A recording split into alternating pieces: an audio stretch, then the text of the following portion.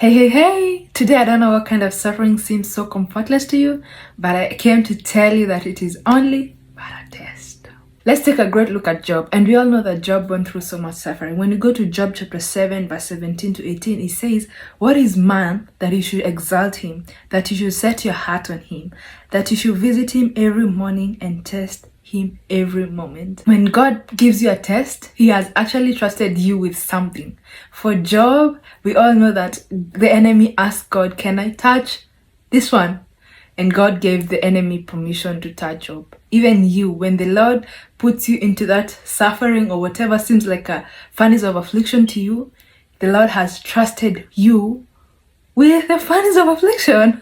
So there's something about man that Job says that we need to know something about man. What is this thing that you have exalted man? Who is man that you have exalted him?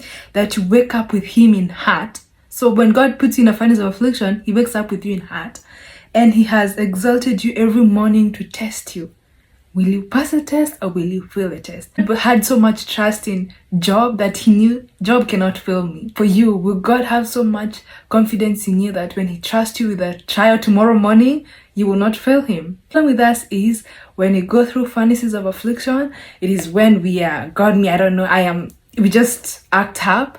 But now when we also go to let's go to Daniel. When you go to Daniel, we see that the three Hebrew boys who are Shadrack, Meshack and Abednego were put in a furnace of affliction, which is a furnace of fire. It seems like a furnace of affliction to them by the king Nebuchadnezzar, because they simply decided to not serve their idols, and they knew that they would not deny God, and they knew that even in that affliction, because of them denying to serve their idols, God will still deliver them. Even where you see physical fire and you're like, this fire will live and burn you, they decided not to bow. And this is when you go to Daniel chapter 3 verse 24 to 25. It got to a point where Nebuchadnezzar saw that there was a fourth man. These people are three. He saw that there was a fourth man. So even in the furnace of their affliction, they knew that God would deliver them. And it got to a point where this king wanted to know, what is this other thing that is working in them? Who is this other fourth man? And even in the furnace of affliction, I want you to know that even in the furnace of affliction, God is the fourth man.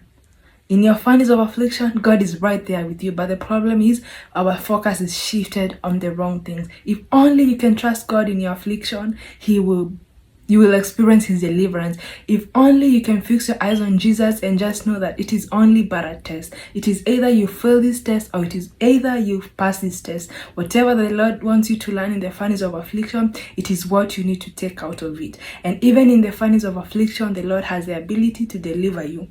The enemy wants to steal your testimony of God is good. Don't allow the enemy to steal your testimony of God is good, even in the furnace of affliction.